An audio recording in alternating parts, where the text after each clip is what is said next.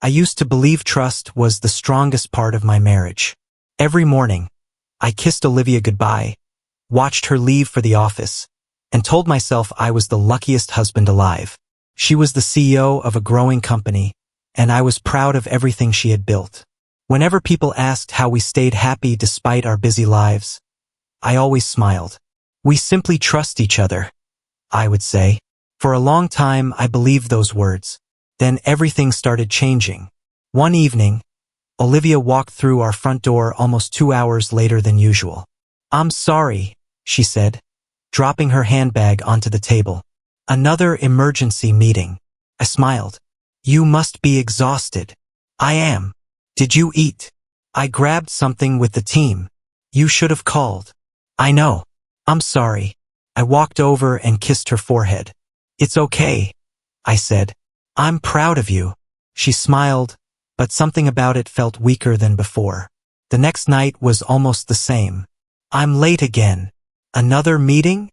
"Yes." "You work too hard. It'll slow down soon." "I hope so." "So do I." I believed her. Weeks passed, and every evening sounded exactly alike. Meeting, board discussion, investor dinner, client emergency. Each excuse sounded reasonable. Each answer came quickly. Each hug felt shorter.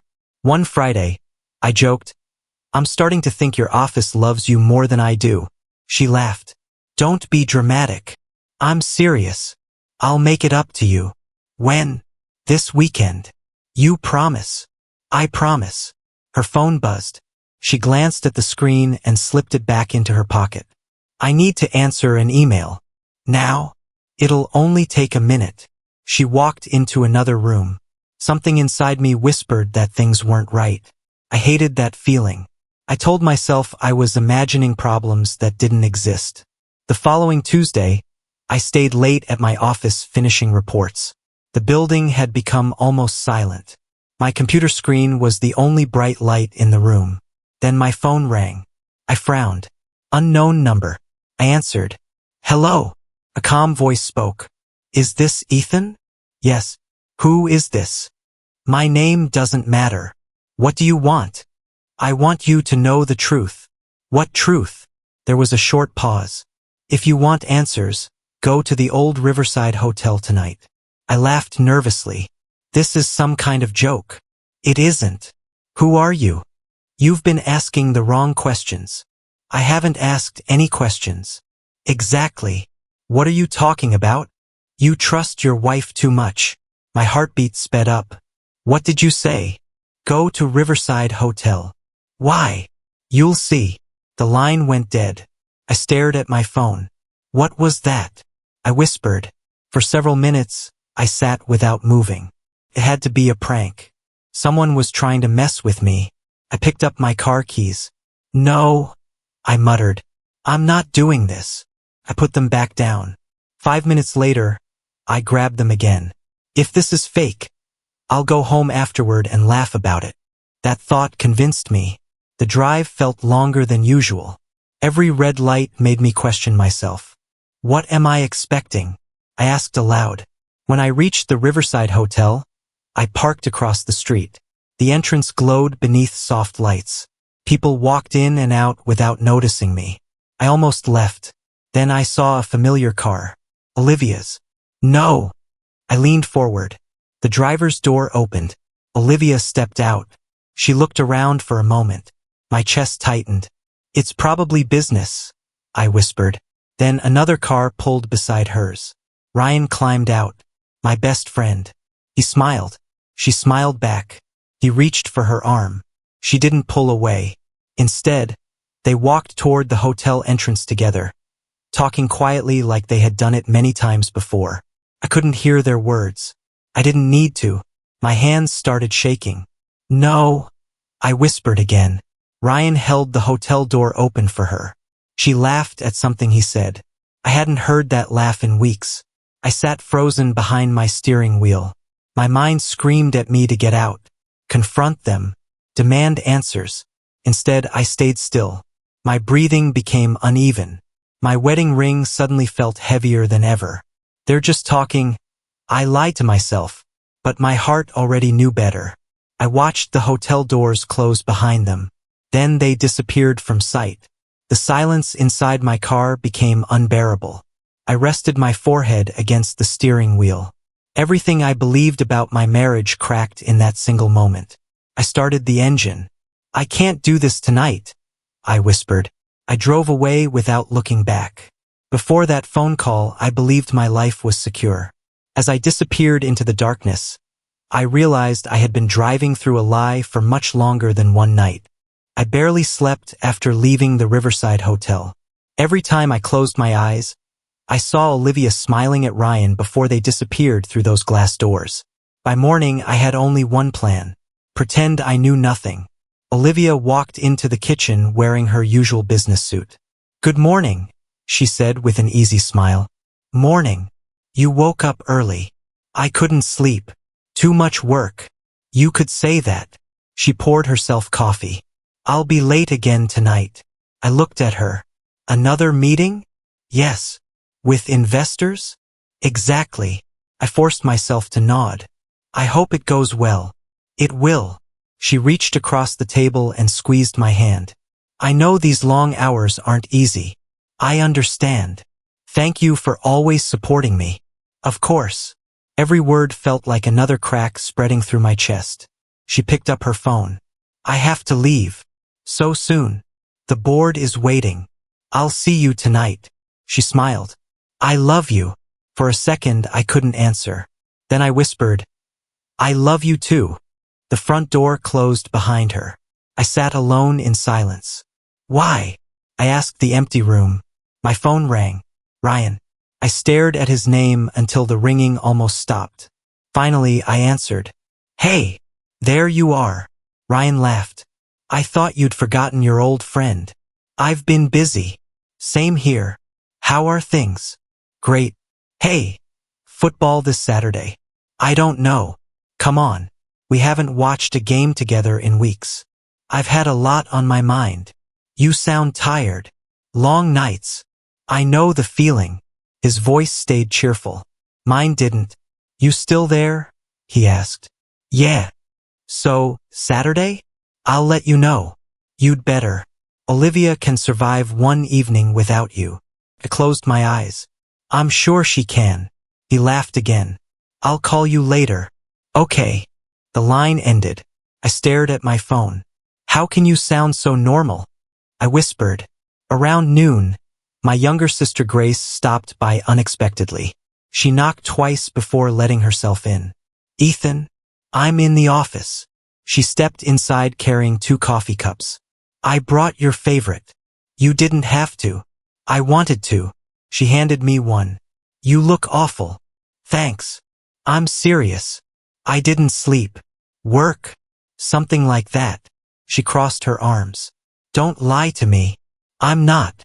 "You've had the same expression since Mom's funeral." I looked away. "I'm fine."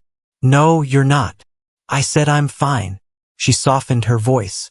"Ethan, talk to me." "I can't." "Is this about Olivia?" My heart skipped. "Why would you ask that?" "I don't know." "What do you mean?" "She's different lately." "Different how?" "I've called the house 3 times this week." "So?" She never answered. "She was probably working." Grace frowned. "Maybe." I forced a smile. "You're imagining things." She studied me for several seconds. "I don't believe you." "I'll be okay." "You promise." "I promise." She sighed. "If you need me, call." "I will." After she left, I tried finishing my reports. Instead, I opened the drawer where I kept several financial files. I froze. The blue folder was missing. No! I searched every shelf, every cabinet, every drawer. Nothing. I frowned. I know it was here. Those papers contained copies of investment records and account summaries I had brought home weeks earlier. I searched again. Still nothing. Maybe I had moved them. Maybe I was forgetting things because I hadn't slept. I checked the bedroom. Nothing. The living room. Nothing. Then I remembered. Only Olivia and I had access to my home office. That thought made my stomach tighten. When Olivia came home that evening, I stayed calm. Long day? I asked. The longest. Busy meeting? Very. Did everything go well? Perfectly. She loosened her jacket. What about you? Just paperwork. Oh, I couldn't find one of my folders. She paused for the smallest moment. Maybe you misplaced it. Maybe. What was inside? Nothing important. She smiled. Then don't worry. I'll find it eventually.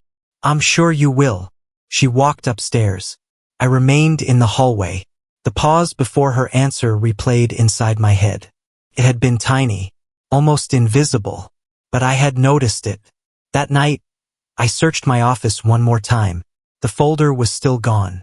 I sat in my chair. This isn't only about Ryan, I whispered. The hotel, the lies, the missing documents. None of it felt connected by accident anymore. Someone was hiding something. Someone I trusted. I opened my laptop and stared at the blank screen. I can't figure this out alone. For the first time since that anonymous phone call, I admitted the truth to myself. Whatever Olivia and Ryan were doing reached far beyond a secret affair. Something bigger was unfolding behind my back, and every new lie pulled me deeper into a mystery I wasn't prepared to face. I spent the entire night staring at the missing folder on my desk. Every lie, every late meeting, and every smile Olivia gave me now felt rehearsed. I wanted to confront her, but anger without proof would only make me look desperate. I needed facts, not guesses. The next morning, I searched online for private investigators. One name appeared again and again. Michael Bennett. I called the number. Michael Bennett Investigations. A calm voice answered. My name is Ethan Carter. What can I do for you, Ethan? I think my wife is hiding something. Do you believe she's having an affair? I did. Now I'm not sure that's the whole story. What changed? Important financial papers disappeared from my home office. There was a brief silence. Can you meet today? Yes. My office. 2 o'clock. I'll be there. That afternoon, I sat across from Michael. He looked older than I expected, with sharp eyes that missed nothing. Start from the beginning, he said. I took a deep breath. My wife, Olivia, is the CEO of a successful company. For weeks, she's been coming home late, saying she's in meetings. And I received an anonymous phone call telling me to go to the Riverside Hotel. What did you see? My wife walking inside with my best friend, Ryan. Did you confront them? No. Why not? I wanted the truth before I accused anyone. Michael nodded. Smart. I slid a photograph of Olivia and another of Ryan across his desk. Can you follow them? I can. I don't just want pictures. What do you want? I want to know everything. He leaned back. Surveillance isn't cheap. I don't care. You might not like what we find. I already don't like what I know. He extended his hand. Then let's begin. I shook it. When do we start? Tonight. I left his office feeling different. I wasn't waiting for answers anymore. I was finally searching for them. I thought I still had time to uncover the truth. I was wrong.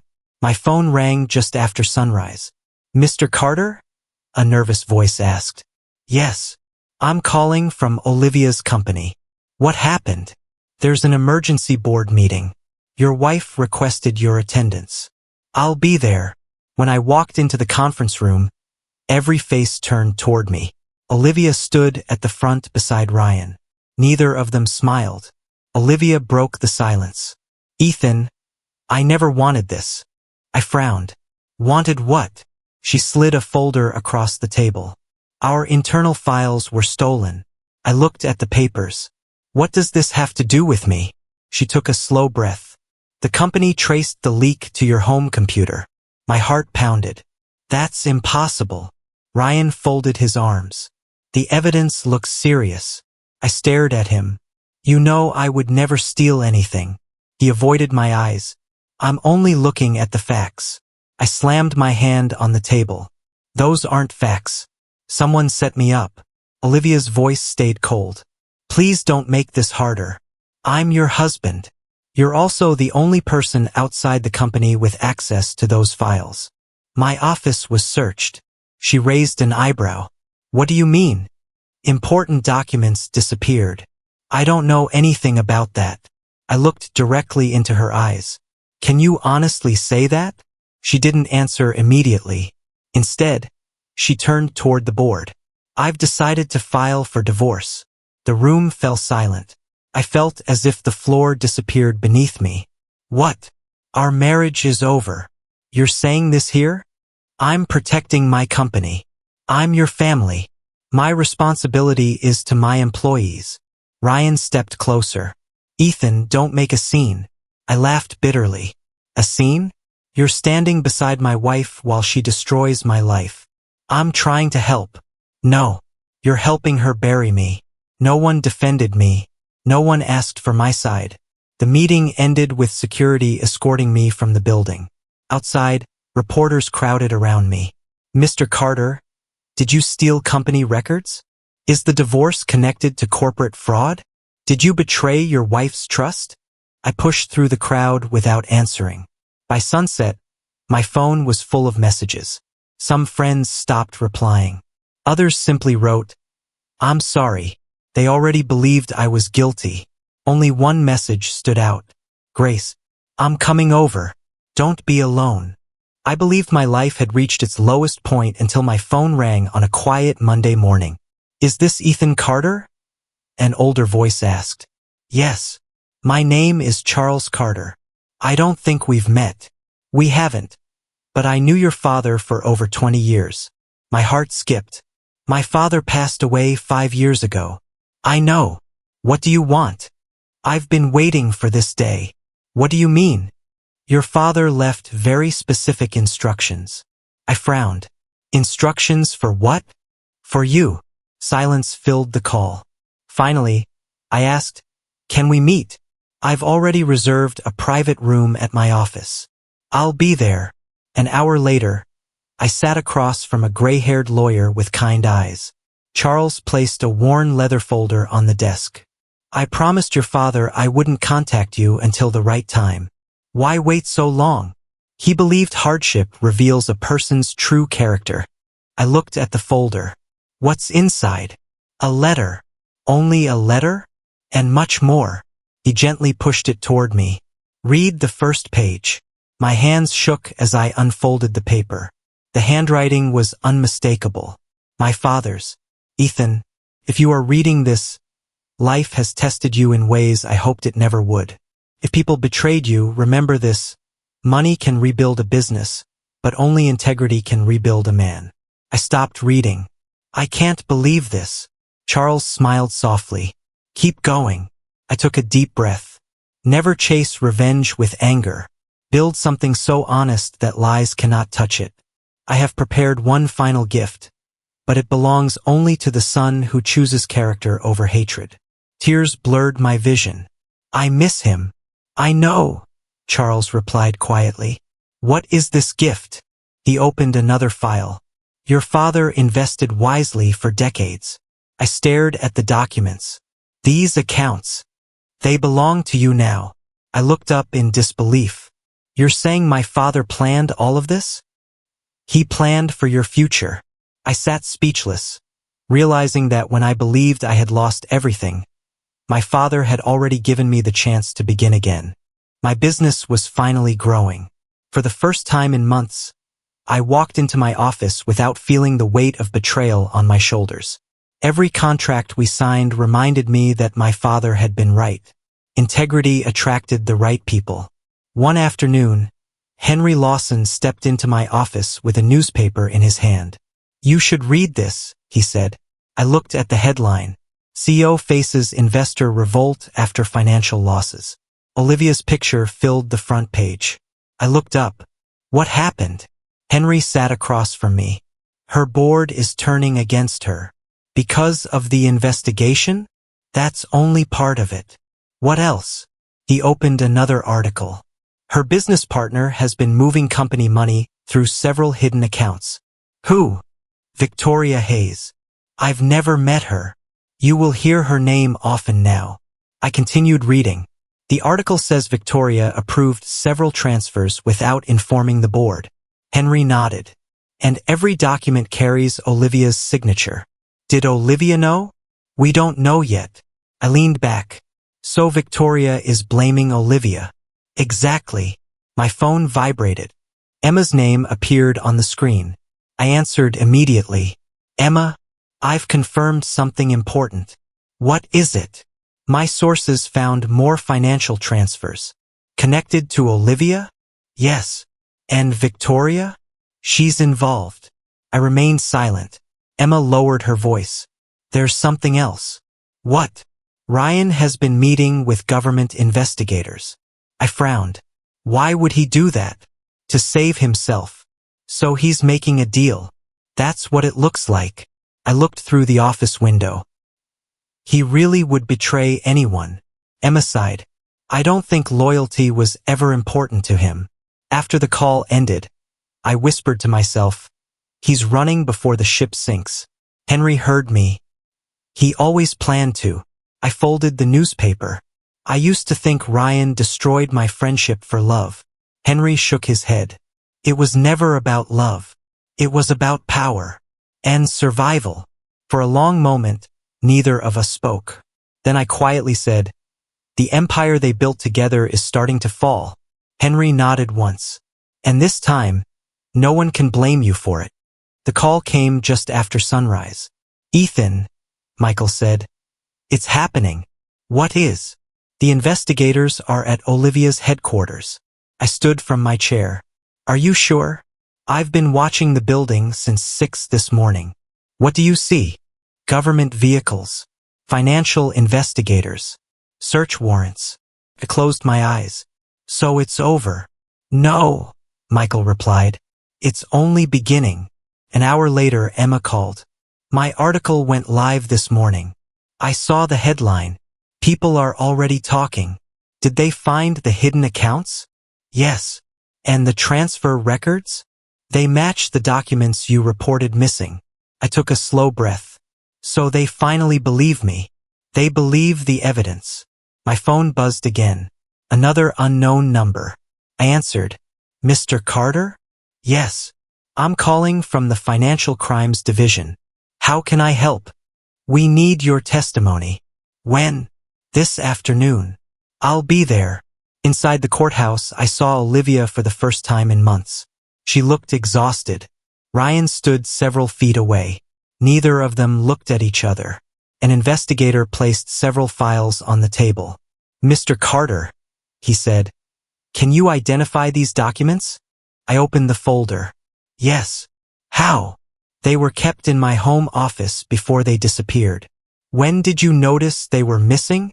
Several weeks before my wife accused me of stealing company information. The investigator nodded. Thank you. Before I returned to my seat, Ryan suddenly pointed at Olivia. She planned everything. Olivia turned toward him. You're lying. You signed the transfers. You told me they were legal. You approved them. You used me. Their voices echoed across the courtroom. I watched them argue without saying a word.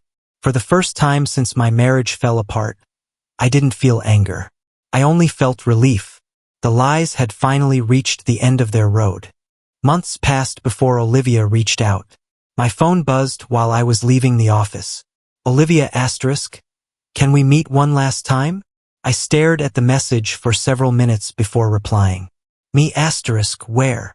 Olivia asterisk, the park near our old apartment. Me asterisk tomorrow. 6 o'clock. The next evening I arrived first. A few minutes later, Olivia walked toward me. For a moment, I barely recognized her. The confident CEO who once controlled every room was gone. She looked tired. She looked broken. She stopped a few feet away. Thank you for coming, she said quietly. I wasn't sure I would. I understand. Silence settled between us. Finally, she spoke again. I owe you the truth. I nodded. I'm listening. She looked at the ground. I lied about the meetings. I know. I lied about Ryan. I know. I lied when I accused you. I know that too. Tears filled her eyes. I thought I could control everything. You couldn't.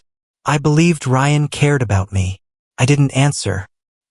He only cared about himself. She wiped her face. When the investigation started, he blamed me for everything. I heard. He made a deal to protect himself. I know. I lost my company. I know. I lost my reputation. I remained silent. And I lost you. Her voice finally broke. I'm sorry, Ethan. Those words were the ones I had imagined hearing for months. Now they sounded different. Not powerful. Not healing. Just late. I should have trusted you, she whispered. You should have. I kept choosing ambition. You did. I convinced myself that success mattered more than honesty. And what do you believe now? She looked directly into my eyes. I was wrong. I believed her. For the first time in a long time, I believed every word she said. She took one careful step forward. Can you forgive me? I looked across the quiet park before answering. I already have. She blinked. You have? Yes. Hope appeared on her face. Does that mean we can start over? I gently shook my head. No. Her shoulders fell. I don't understand. I forgave you because I didn't want to carry hatred for the rest of my life. She lowered her eyes. But forgiveness doesn't erase what happened. I know. It doesn't rebuild trust. I know. It doesn't bring back the husband who believed every promise you made. A tear rolled down her cheek. I destroyed that man. You did. I'm so sorry. I believe you. She covered her face with her hands. I wish I could change everything. So do I. Another long silence passed. Finally, I smiled gently. I hope you find peace. You deserve happiness, Ethan. So do you. She looked surprised. After everything? Yes. I don't deserve your kindness. This isn't kindness. What is it? It's freedom. She nodded slowly. I understand. I offered my hand. She shook it. Then she quietly walked away. I watched until she disappeared beyond the trees. For months, I believed revenge would heal me. Standing there alone, I finally understood something much greater. Justice had already happened. The hardest part wasn't winning. The hardest part was learning to let go. As I turned toward my car, I realized I wasn't leaving behind the woman I once loved. I was leaving behind the pain that had defined my life. For the first time since that anonymous phone call, I walked forward without looking back. 1 year later, I stood in the corner office of my own company, looking across the same city that had once felt like a prison. A knock came at the door. Henry stepped inside with a smile. Ready? I laughed. As ready as I'll ever be. The guests are waiting. I'll be there in a minute. He nodded. You built something your father would be proud of. Not alone. You made the hardest decisions. I just refused to become the person they wanted me to be. Henry smiled before leaving. A moment later, Daniel entered. The presentation is ready. Any last-minute problems? None. You've done an incredible job. So have you. He chuckled. I remember the day you walked into my office after losing everything. I remember thinking my life was over. And now it finally feels like it's beginning. Daniel placed a hand on my shoulder. That's the difference between surviving and living. As we walked into the celebration, applause filled the room. Grace hurried toward me first. I told you this day would come. You never stopped believing. Someone had to. I hugged her. Thank you. For what? For refusing to let me give up. She smiled. That's what family does. Across the room, Emma finished speaking with several reporters. She walked over carrying 2 glasses of sparkling water. Congratulations. Thank you. You look happier. I am. You've earned it. I accepted the glass. I couldn't have exposed the truth without your courage. She shook her head. You already had the courage. I only helped people see it. We clinked our glasses together. Henry joined us. Everyone wants the founder to say a few words. I laughed nervously. I've never liked speeches. Emma smiled. Just tell the truth. I guess that has worked so far. A few minutes later, I stepped onto the stage. The room became quiet. I looked around at every familiar face. Henry, Daniel, Grace, Emma. People who had stood beside me when I had nothing left. I took a slow breath. A year ago, I believed my life had ended. The audience listened quietly. I lost my marriage. I lost my reputation. I lost friends I thought would stay forever. I paused. But I also discovered something more valuable than success. I looked toward Grace. I discovered who truly believed in me. Then I looked at Emma. I discovered that honesty attracts honest people. Finally, I looked at Henry and Daniel. And I discovered that character creates stronger foundations than money ever can. The room filled with applause. After the celebration ended, Emma and I stood by the office windows overlooking the city lights. She smiled. Do you ever think about that phone call? Every day. Do you wish it had never happened? I looked outside before answering. No. Really? It felt like the worst day of my life. And now I know it saved me. She nodded. I hoped you'd say that. I smiled. My greatest victory wasn't building this company. What was it? Learning that betrayal doesn't decide my future. She waited for me to continue. My choices did. She reached for my hand. I held it without hesitation. For the first time in years, I wasn't looking back at everything I had lost. I was looking forward to everything I had finally found. The city outside hadn't changed.